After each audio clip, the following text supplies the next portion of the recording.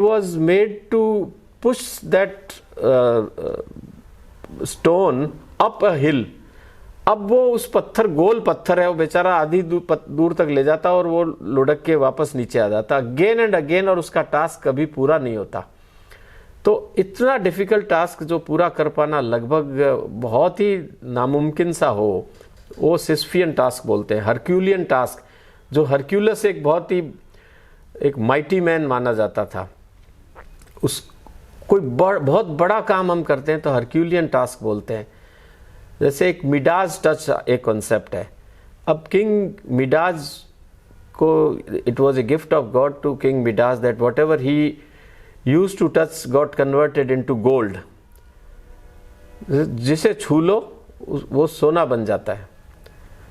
तो ये मिडाज टच जब आप समझेंगे तो आपको ये मिडाज किंग की एक स्टोरी पता चलेगी, और अंत में उसने अपने फैमिली मेंबर्स को छुआ और वो भी गोल्ड में कन्वर्ट हो गए। ऐसे जैसे there is a term Cupid in English. अब आप क्यूपिड, वैसे आप इस जमाने के हैं तो वैसे क्यूपिड कुछ सेलेक्टिव चीज़ें आपको मुझसे ज़्यादा पता है, पर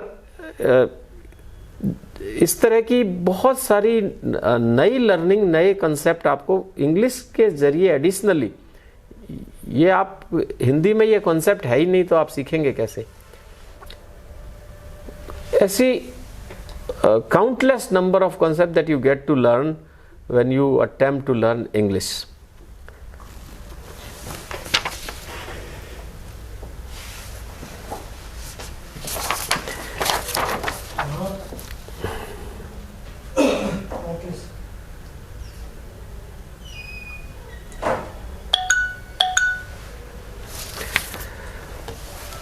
ये एक मैंने आपको ब्रीफ ओवरव्यू दिया है।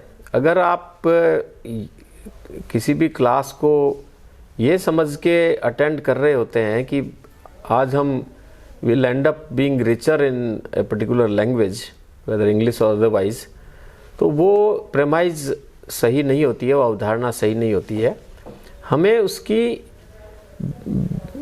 एसेंशियल ट्रिक्स के बारे में ही कोई बता सकता है।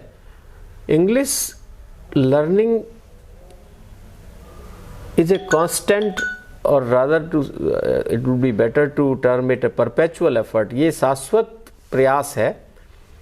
एक लेवल पे आके आप कंफर्टेबल हो जाते हैं, बट लर्निंग किसी भी आदमी की इसमें कंप्लीट नहीं कह सकते, क्योंकि जब आप लिटरेचर को पढ़ेंगे तो आपको पता लगेगा कि वो इतना डिफ़िकल्ट है कि जो नॉर्मल इंग्लिश जानता है वो भी इंग्लिश लिटरेचर की बुक्स जब पढ़ता है तो काफ़ी उसको दिक्कत आती है।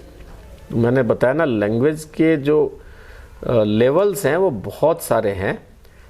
तो लेकिन इसको एक चीज़ मैं कहना चाहूँगा कि इसको आप एक हॉबी, या जैसे कहते हैं डर नहीं, बिल्कुल फोबिया नहीं। बहुत सारे लोग फोबिया से ही बात को स्टार्ट करते हैं, मेंटल फोबिया हो जाता है, यार मैं कैसे सीखूंगा। फिर उसके जस्टिफिकेशन में वो तरह तरह की अपनी एक थॉट्स डेवलप कर लेते हैं, हमें क्या करना है, हम तो इंडिया के लोग हैं, यहाँ तो हिंदी ही मातृभाषा भी है और ये है वो है, वो सब बिल्कुल ठीक है, लेकिन ये रियलिटी है। आप इसे एक्सेप्ट करें या नहीं करें, आप कहीं भी जाएंगे, हिंदुस्तान तो आधा इंग्लैंड ही होता है। आप किसी भी मेट्रो सिटी में चले जाइए, किसी भी बड़े कंपनी के ऑफिस में चले जाइए, किसी भी कोर्ट में चले जाइए, इवन किसी भी हायर ऑफिसर से आप मिलने जाएंगे, ठीक है पूरी चीज़ नहीं, लेकिन बहुत सारी जगह अब कंपनी में तो इंडिया की कंपनी जैसे कोई लंदन की कंपनी हो, सब कुछ मोस्टली इंग्लिश में होता है। इंडिया के कोर्ट में जितना भी काम होता है वो सब इंग्लिश में होता है। सरकार में बहुत सारी मीटिंग्स होती है। आप ट्रैवल करेंगे, एयरलाइंस में जाएंगे, अच्छे होटल में जाएंगे, ये तो सब जगह आपको कन्फ्रंट करना पड़ेगा।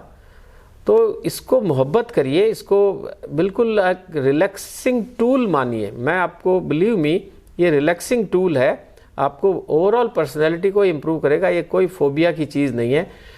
जितना हम इसे डिफ़िकल्ट समझते हैं उतना डिफ़िकल्ट ये बिल्कुल है नहीं। मैं तो मेरी स्टोरी से ये सारे जो लेसन्स ड्रॉन है ये आपको मैंने बताए हैं। हम लोग भी ग्रेजुएशन तक एब्सोल्युटली हिंदी मीडियम के लोग थे। सडनली एमबीए में स्विच ओवर किया, then the medium of instruction for teaching and taking the exam सब कुछ इंग्लिश में था। और उस ज़माने में भी पेपर के आंसर की क्वालिटी तो अलग बात है, वो तो थी ही थी। लैंग्वेज भी मुझे याद है, my language was adjust to be the best while there were students from English medium as well who took the exams। तो अब ये था कि हमें almost when I was in class 10th I developed a liking for this language। I took fancy to this language। I had a fascination for this language और जो आज तक भी कायम है। बहुत बिजी रहते हैं आजकल, तो हो सकता है कि उस क्वालिटी की या उतना टाइम नहीं दे पाते, पर फिर भी कुछ पेजेस, कुछ चीज़ें डेली का अभी भी एक ये बना हुआ ही है। तो वोकेबुलरी एक ऐसी चीज़ है कि you keep enriching it all through your life. तो बहुत मज़ा आता है, बहुत ही रिलैक्सिंग है। ये बिल्कुल फोबिया की चीज़ नहीं है, ये मान लीजिए।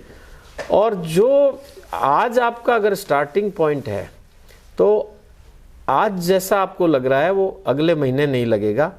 60 डेज के बाद और सिचुएशन ईज आउट होगी और आप खुद इतने, आपके अंदर एक कॉन्फिडेंस का जो ट्रांसफॉर्मेशन आएगा, it will be A notch above. निश्चित रूप से एक डिसाइसिव इम्प्रूवमेंट आएगा आपके आत्मविश्वास में। और जीवन में आत्मविश्वास से इम्पोर्टेंट कुछ भी नहीं है, कुछ भी नहीं है। आत्मविश्वास से सब कुछ हो सकता है। आपकी एक जिद होनी चाहिए कि अभी मैं तैयार करता हूँ ना इंग्लिश को, क्या है, जब मैं इतने सब्जेक्ट तैयार कर सकता हूँ, मैं डिस्टिंक्शन ला सकता हूँ। आजकल तो 95%, 90 से अबव वाले ही सब बच्चे मिलते हैं। सारे स्टूडेंट, हमारे ज़माने में तो 75% लाना बड़ी बात माना जाता था, लेकिन अभी तो 95% वाले बहुत मिलते हैं, 98 वाले भी मिल जाते हैं। कुछ बहुत ज़्यादा लोग इंग्लिश मीडियम से भी हैं, तो उनके लिए शायद एक काफ़ी अच्छा ऑलरेडी एक बैकग्राउंड मौजूद है। तो आपके लिए ये कुछ भी नहीं है।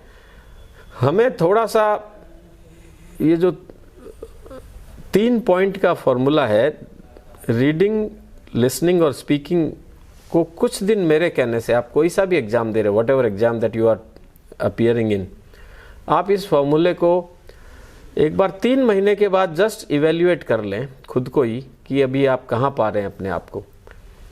आपको लगेगा कि it's worth it, the effort is worth it, it's the gains are, you would have an estimation of the concomitant gains. काफ़ी सारे गेन्स इसके अंदर है। और अगर आप अच्छी पर्सनैलिटी है, बहुत सारे लोगों को देखा है हमने कि सिर्फ इस this language itself is no substitute for otherwise absolute knowledge. आप नॉलेजेबल हो सकते हैं, आप मैथ्स में बहुत शानदार हो सकते हैं, साइंस में बहुत शानदार हो सकते हैं, लेकिन आप कई बार जो बहुत अच्छा साइंस का स्कोर या मैथ्स का 100% भी आ रहा है, अब उसे कहें कि तू क्लास को पढ़ा दे, तो one would be tied in the knots, घिग्गी बंध जाएगी जिसे बोलते हैं। पढ़ा नहीं सकता, आता तो है उसको। तो ये क्या चीज़ है?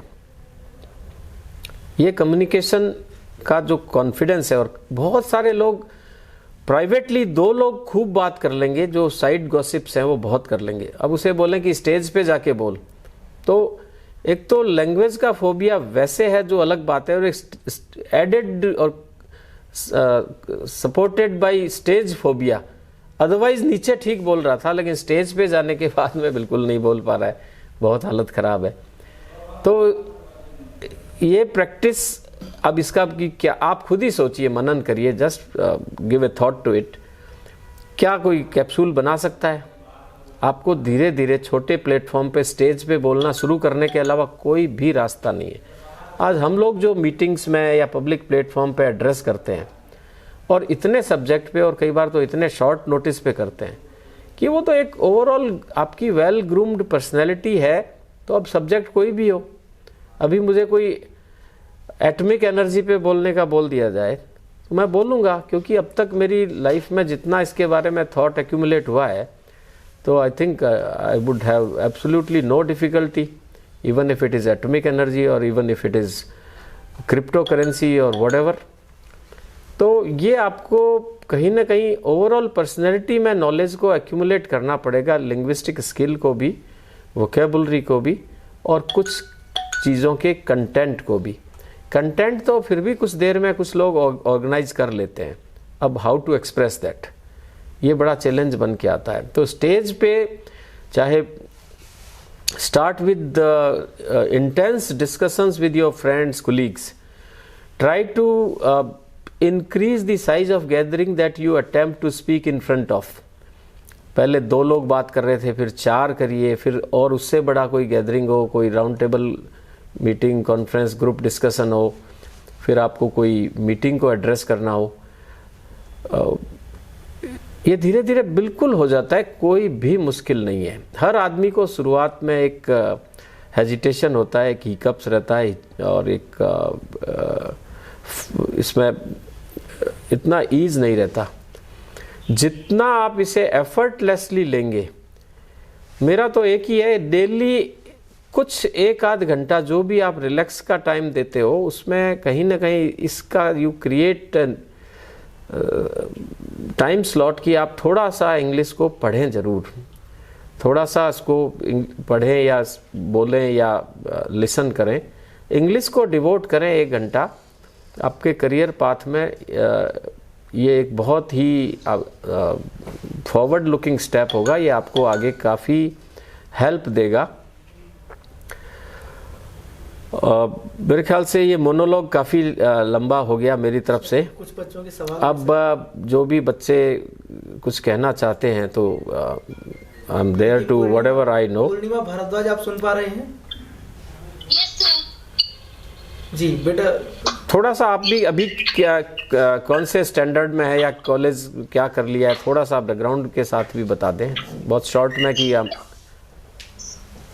Yes sir, my name is Punma Bharadwaj. I read to Government Arts College and sir my background in Hindi medium. Sir, my first question is how to make diagram in exam and others competition. How to, pardon, can you come again? How to make diagram. How to make diagram diagram in exam and others competitions. Diagram और background. Yes sir. Exam में जैसे कि maths में writing skill में diagrams होते हैं जो हम क्वेश्चन के साथ लिखते हैं, तो हम उन डायग्राम्स में कैसे पकड़ करें और उन्हें और बेटर कैसे करें। पूर्णिमा, जैसा मैंने कहा था कि आपको डिफरेंट सेगमेंट की बुक्स पढ़नी पड़ेगी, क्योंकि कोई भी रेडीमेड आंसर इसका, रेडीमेड सॉल्यूशन इसका होता नहीं है।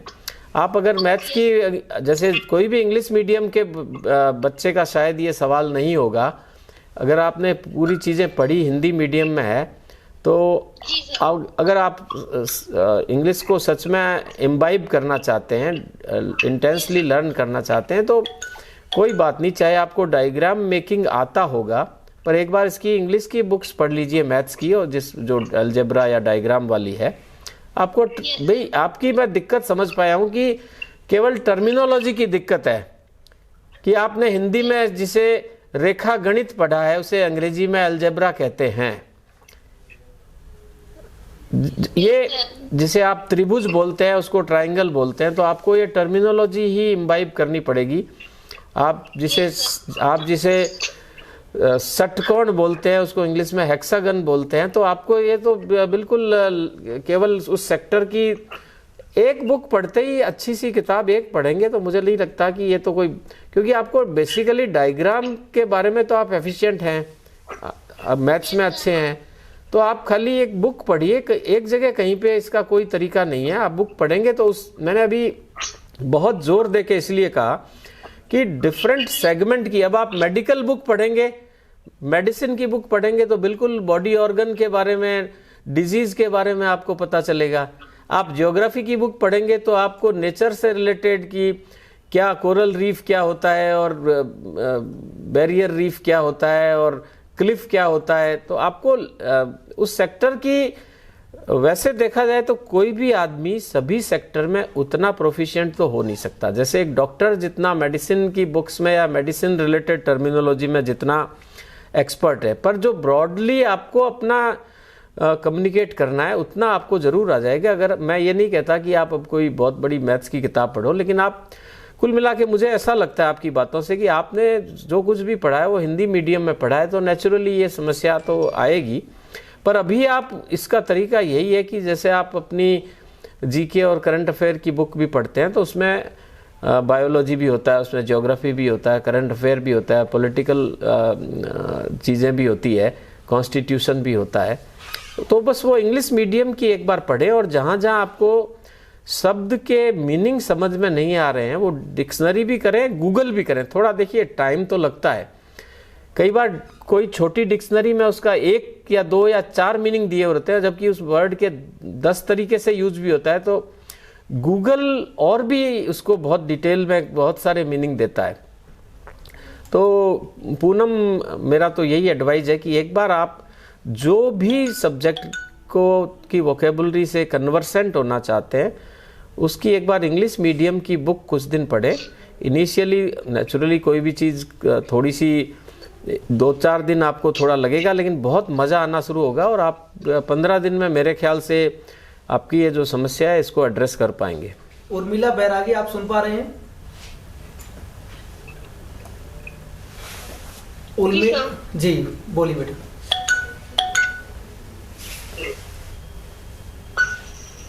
यस उर्मिला, बोलिए।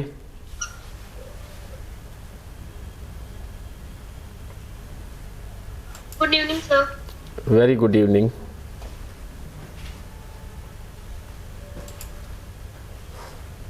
प्रियंका, आप सुन पा रहे हैं? प्रियंका, आवाज आ रही है आपको? जी प्रियंका, आप सुन पा रहे हैं?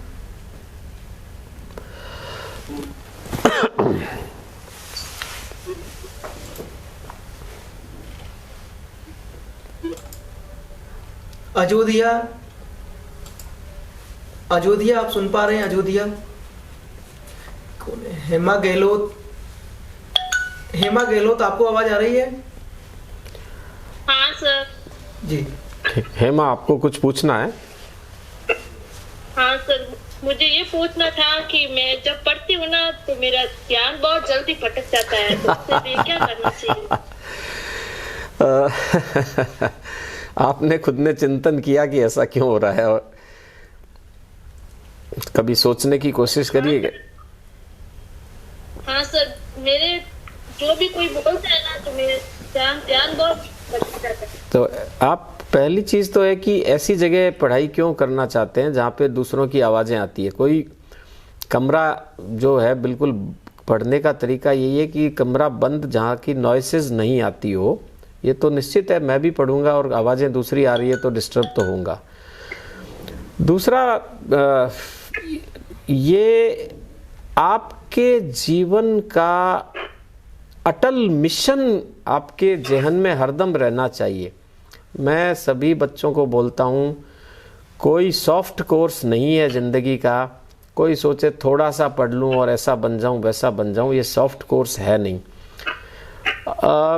जब तक आप एक मुकाम हासिल नहीं कर लें ज़िंदगी में, तब तक आपके जीवन में जो डाइवर्जेंस हैं, जैसे क्या सोशल फंक्शंस, हम शादियों में बहुत जाते हैं, शादी से रिलेटेड जो 20 तरह के छोटे फंक्शन होते हैं उसमें भी जाते हैं। We don't want to miss that also.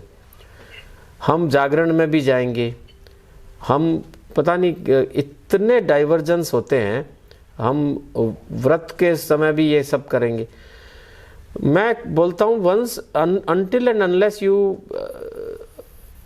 Attain your mission, आप ये डाइवर्जेंस को एक बार के लिए, चाहे आप एंटी सोशल कहलाएं, भूल जाइए इनको। जितना, अगर बिल्कुल सगे भाई की शादी है या बहन की है तो वो बात अलग है, या बिल्कुल ही एकदम फैमिली में, बहुत उसको एक शॉर्ट करिए। अब ऐसे तो भारत में इतनी सारी दूर के मिलने वालों की इतनी शादियां होती है, और हम अगर वो जॉय भी छोड़ना नहीं चाहते हैं तो सच में कठिन तो होगा। बहुत सारी चीज़ों को आपको गुड बाय करना पड़ेगा कि मैं तो, मेरा मिशन जब तक हासिल नहीं होगा, मेरे लिए ये डाइवर्जन जो है वो, अब बहुत ही क्लोज किसी की शादी है, चले गए, अब आप जागरण में भी जा रहे हैं, आप शीतला माता भी जा रहे हैं, आप रामदेवरा भी जा रहे हैं, आप पता नहीं क्या क्या करते हैं।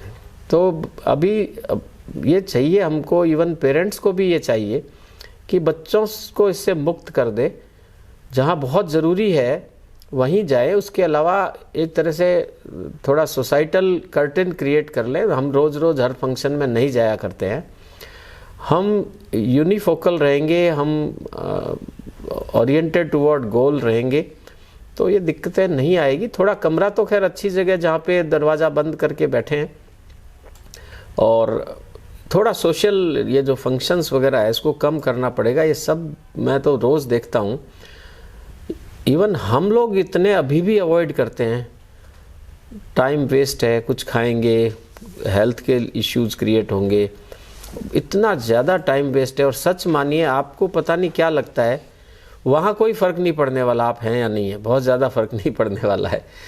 ये हम कई बार हमारी वैल्यू ओवर एस्टिमेट कर लेते हैं। वहाँ 300 लोग हैं, अब इस बच्चे स्टूडेंट्स जो कॉम्पिटिटिव एग्ज़ाम दे रहे हैं, उन कोई ऐसा याद करने वाला नहीं है। और फॉर्मेलिटी में किसी ने पूछ भी लिया तो the sky is not going to fall, कि भाई वो नहीं आ पाई, ख़त्म बात। आप लोगों को थोड़ा ये सोशल प्रेजेंस को कम करके, और अपने, आप उसकी जगह अपने फ्रेंड को बुला के डिस्कशन करिए ना। अब आप अपनी, जैसे मैंने बताया कि आप कोई इंग्लिश की मैगज़ीन पढ़िए, आप रह गया हो तो न्यूज़पेपर पढ़िए, आप डिक्शनरी को रेफ़र करिए। मैं तो कभी कभी खाली डिक्शनरी ही पढ़ने लग जाता था, इतने नए शब्द आते थे पूछिए मत, इतने, मतलब आज भी कोई भी खोलेगा उसको ये क्योंकि ये तो मिलियंस ऑफ वर्ड्स है, तो आप पढ़ेंगे तो हर बहुत सारे नए वर्ड्स आपको मिलेंगे। ये तो जितना वो कहते हैं ना कि जिन खोजा तिन पाई या गहरे पानी पैठ, आपकी मिशन की इंटेंसिटी आपने कितनी रख पा रहे हैं, ये सॉल्यूशन तो उसी में आएगा। मिशन इंटेंस नहीं रखा है और खाली हम शो ऑफ के लिए, कुछ कई बार ऐसा भी होता है, बहुत सारे बच्चे, किसी को बोलने में अच्छा लगता है कि मैं सिविल सर्विसेज की तैयारी कर रहा हूँ, बोलने में अच्छा लगता है, पेरेंट्स को भी अच्छा लगता है मेरा बेटा तैयारी कर रहा है। सच में वो कितना इंटेंस है आप देखते होंगे। 90% लोग प्री से बाहर ही हो जाते हैं, उसमें से बहुत बड़ा तबका 90 में से कुछ लोग हो सकता है मार्जिन पे रहते हों, लेकिन उसमें से 60% नॉन सीरियस होते हैं। अब पता नहीं क्यों ये एक मुगालते में रखना चाहते हैं और रहना चाहते हैं, सीरियस नहीं होते हैं। जिस दिन आपने अटल मिशन बना लिया अपने आप को, बिल्कुल फर्मली कमिटेड हो गए, अपने आप से रिजॉल्व करना, किसी बाहरी आदमी से नहीं करना, मैं गारंटी देता हूं कि रास्ता खुद मिल जाएगा। आप अगर मान लिया IAS एग्ज़ाम दे रहे हैं, अच्छा है, भगवान करे ऐसा हो कि आप मेन में सेलेक्ट हो। अगर मेन में नहीं भी हो पाते हैं तो कोई ना कोई ऑल इंडिया सर्विस में ज़रूर आप जगह बना पाएंगे। आपके मिशन की इंटेंसिटी, आपके कमिटमेंट, आपके सेल्फ रिजोल्यूशन की ताकत को कम मत आंकिए। बहुत आसान है, जो बनते हैं छोटे छोटे गांवों से भी बनते हैं, बाड़मेर के बहुत लोग बनते हैं, कुछ जालोर के बन जाते हैं।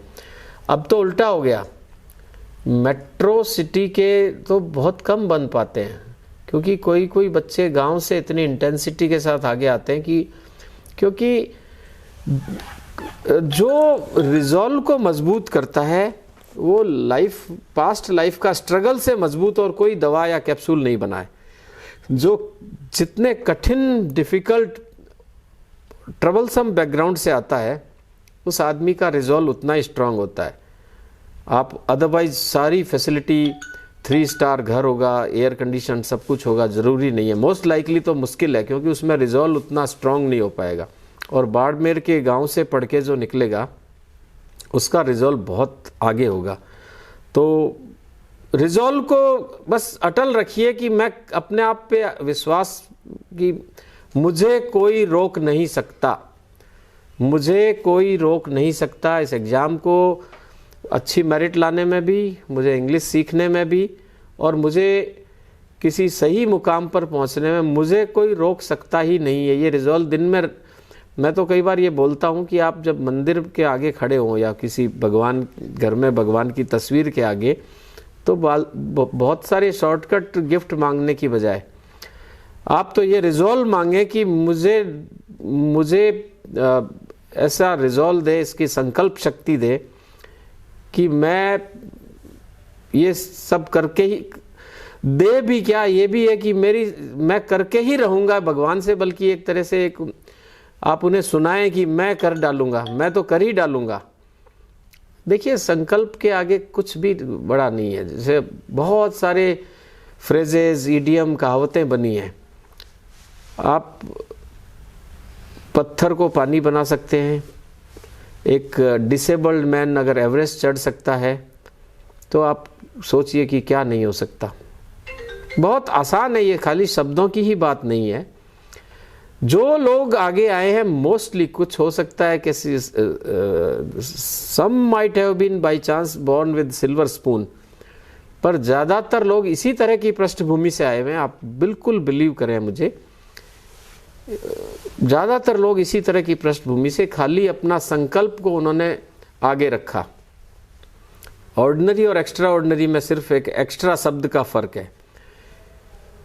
विनर और रनर अप में कुछ सेकंड का, किसी भी रेस में विनर और रनर अप में कुछ सेकंड का अंतर होता है, ज़्यादा अंतर नहीं होता है। और कभी कभी फर्स्ट अटेम्प्ट में आपको उतनी सफलता नहीं मिले, बिल्कुल दिल छोटा नहीं कीजिए, अपने रिजॉल्व को और बढ़ाइए।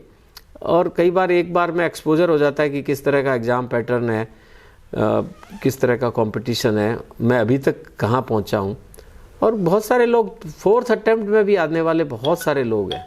तो ये तो कोई पूरी ज़िंदगी बाद में हम किसी ऑर्डिनरी जॉब का हिस्सा बने, उसकी बजाय क्या 2 साल की कड़ी मेहनत क्या बहुत बड़ी कीमत है।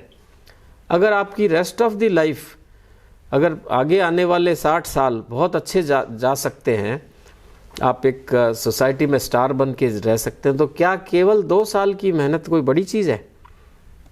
ये सोचिए, अभी के 2 साल, अभी 4 शादियां आपने छोड़ दी, कोई दिक्कत नहीं है, 4 जागरण आपने छोड़ दिए, कुछ आपने जो रिलीजियस उद्यापन आपने छोड़ दिए, कोई एकादशी छोड़ दी। हम लोग प्रोफॉर्मा स्पिरिचुअलिटी बहुत करते हैं, दिल से स्पिरिचुअलिटी कम करते हैं। हम दिल से कि मेरा अभी तो मिशन, मेरा धर्म यही है कि मैं अपने आप को एक मुकाम पे पहुंचाऊं, मेरी फैमिली का नाम रोशन करूं। जी आवाज आ रही है आपको? मीरा सांकला, आपको आवाज आ रही है? जी सर।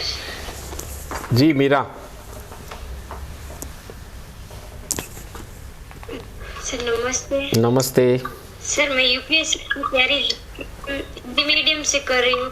मैंने हाल ही में स्टार्ट की, बस सर मुझे ये समझ में नहीं आ रहा। कुछ लोग बोल रहे हैं कि आप एनसीईआरटी से करो, कुछ बोल रहे हैं कि कुछ ऑथेंटिक बुक से करो।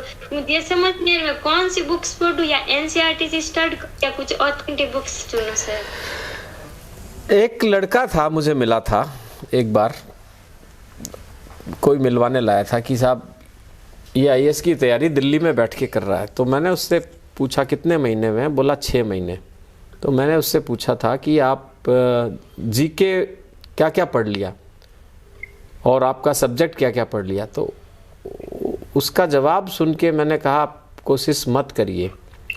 उसने बोला कि अभी हमारा सब्जेक्ट तो शुरू नहीं कराया है, हमारा जहाँ वो राउज क्लासेज या बाजीराव कहीं पढ़ रहा था, कि अभी तक उसको शुरू नहीं कराया है। यूपीएससी या आज का कोई भी कंपटीशन हो, कोई ये इंतज़ार करता है कि मैं क्या पढूं। आईएएस और यूपीएससी एग्ज़ाम के बारे में कहा जाता है जिस पे भी हाथ लग जाए, जो भी हाथ लग जाए, सबको पढ़ डालना है। अब तक तो ये होना चाहिए कि एनसीईआरटी तो मैंने आधा पढ़ लिया है, अभी मैं पूरा करके उसके कोर्स को भी पढ़ूंगी। इसमें बेटे एग्जाम में कोई ऐसा फिक्स्ड कोई एक पूल ऑफ क्वेश्चंस नहीं है कि इसमें से आएगा। आपको